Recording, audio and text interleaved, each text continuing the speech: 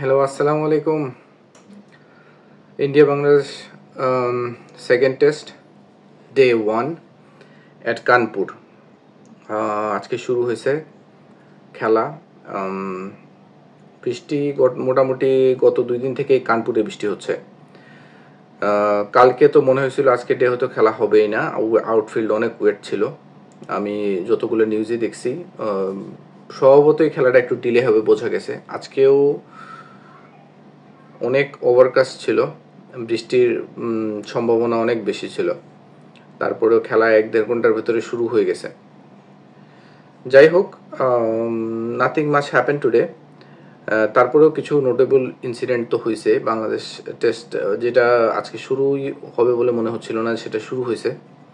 বাংলাদেশ টসে হেরে প্রথমে ব্যাটিং করতেছে। ইন্ডিয়া হয়তো বৃষ্টি এবং ওভারকাস্ট এবং বৃষ্টির ফোরকাস্ট দেখেই 3টা পেসার নিয়ে মাঠে নামছে। স্বভাবতই কানপুর স্পিনের জন্য অনেক ভালো।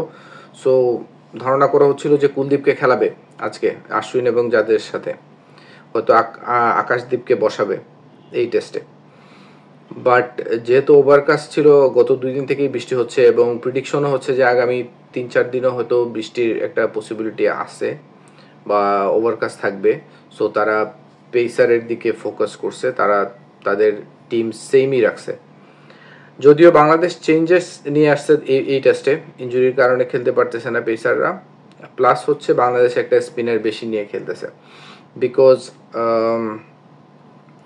হয়তো বাংলাদেশ কানপুর টেস্টের যে কন্ডিশন, সো স্পিন ট্র্যাক হবে, থার্ড ডে থেকে স্পিন ট্র্যাক, পুরোপুরি স্পিন ট্র্যাক হবে, যেটা এক্সপেক্ট করতেছে টিম। সো যাই হোক, তাইজুল খেলতেছে এক্সট্রা স্পিনার হিসেবে এবং হাসান মাহমুদ ছাড়া বাকি 2 পেসারই রুল আউট হচ্ছে এই টেস্ট থেকে। নাহিদ এবং তাসকিন খেলতেছে না এই টেস্ট। সো খালেদের একটা সুযোগ চলে আসছে এই টেস্ট, সে হাসান মাহমুদের সাথে বোলিং পেয়ার হিসেবে বোলিং করবে এই টেস্টে। সো 3 স্পিনার এবং 2টা পেসার নিয়ে আমরা খেলছি এই test. Age usual top order একটু ডিসঅ্যাপয়েন্ট করছে আমাকে আজকেও, যদিও আজকে কম্পারেটিভলি ডিফিকাল্ট পিচ ছিল। চেন্নাইয়ে সেকেন্ড ডেতে যে ব্যাটিং ট্র্যাক ছিল ওইটার থেকে অনেক ডিফিকাল্ট ছিল। ফার্স্ট ওভার থেকেই বল মুভ করতেছে অনেক বেশি। ব্যাটসম্যানরা কমফোর্টেবল মনে হয় নাই, মানে কমফোর্টেবল হওয়াটাও একটু ডিফিকাল্ট, যেহেতু ওভারকাস্ট প্লাস হচ্ছে বল অনেক টার্ন করতেছে, সুইং করতেছে। ফার্স্ট আওয়ারই সারভাইভ করাটাই ছিল মেইন টার্গেট। জাকির অনেক হার্ড হ্যান্ডে খেলছে, এই এত সুইং বলে এত হার্ড হ্যান্ডে খেললে এজ হওয়ার চান্স অনেক বেশি থাকে। সো জাকির প্রথম থেকে একটু আনকমফোর্টেবল মনে হয়েছে, যদিও 5-7 ওভার সে খেলছে, বাট এজ ইউজুয়াল পুশ করে বলছে, হার্ড ডিফেন্স করে বল, ভালো বলছিল আকাশদীপের। সে আউট সুইং করাইতেছে প্রথম ওভার থেকে রাউন্ড দ্য উইকেট এসে। সাদমান কেও সে ট্র্যাপ করে এলবিডাব্লিউ এ 2টা আউট সুইং করায়, পরে ইন সুইং করায় এলবিডাব্লিউ, এটা প্লাম এলবি ছিল। আমি আবার সেম শান্ত আউটে একটু ডিসঅ্যাপয়েন্টেড, বিকজ ডিফিকাল্ট পার্টটা কিন্তু সে ক্রস করে ফেলছিল। সে হাফ অ্যান আওয়ারের উপরে ব্যাটিং করে ফেলছে, 30 করে খেলতেছে, 50-র উপরে বল ফেস করে ফেলছে।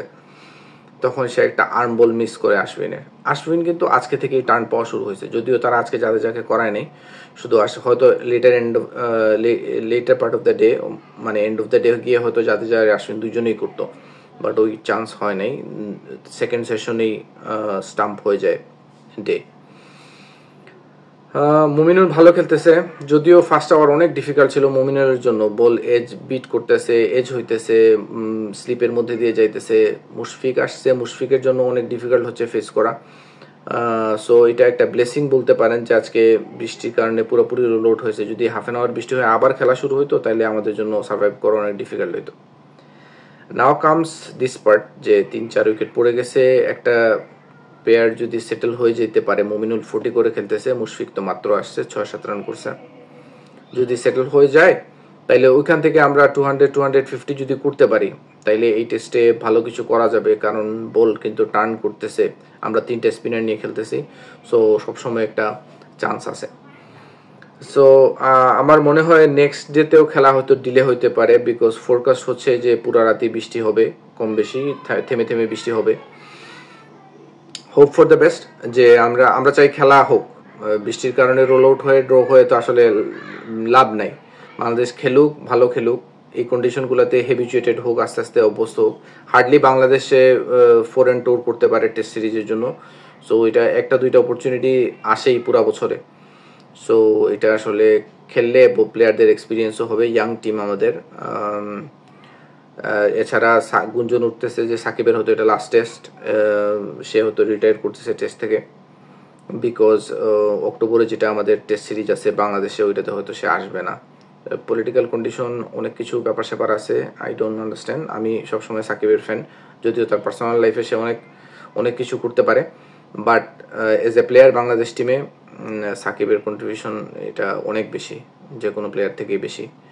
সো আমি মিস করবো সাকিবকে, টেস্টে হোক, ওডিআই হোক আর টি-20 হোক, সবগুলোতেই, যদি সবগুলো থেকেই সে অপশন নিয়ে নেয়। আর best of luck to him for the future. আর বাকি তো এই টেস্টে আমরা হয়তো একটু কালকে টু সেশন ভালো ব্যাটিং করতে হবে, স্পেশালি ফার্স্ট সেশনটা সার্ভাইভ করতে হবে উইদাউট ম্যাক্সিমাম হয়তো একটা বা দুইটা উইকেট দিয়ে আমরা ফার্স্ট সেশনটা সার্ভাইভ করতে হবে। আমাদের টার্গেট হচ্ছে এখান থেকে 250, অ্যারাউন্ড 300 যদি করতে পারি এই ম্যাচে কম্পিটিশন করা যাবে। ইন্ডিয়াও কিন্তু যে খুব কমফোর্টেবলি ব্যাটিং করতে পারবে এই পিচে এরকম না, পিচ টার্নিং পিচ এবং আউটফিল্ড স্লো, রান করা ডিফিকাল্ট হবে। So hope for the best and খেলা দেখেন কালকে। তো যদি রোদ উঠে যায় তাইলে বিগ ডে বাংলাদেশের জন্য, বাংলাদেশ অনেক ভালো ব্যাটিং করতে হবে যদি এই টেস্ট বাঁচাইতে হয় অথবা জিততে হয়। So hope for the best and let's see কি হয়। ভালো থাকেন সবাই, আল্লাহ হাফেজ।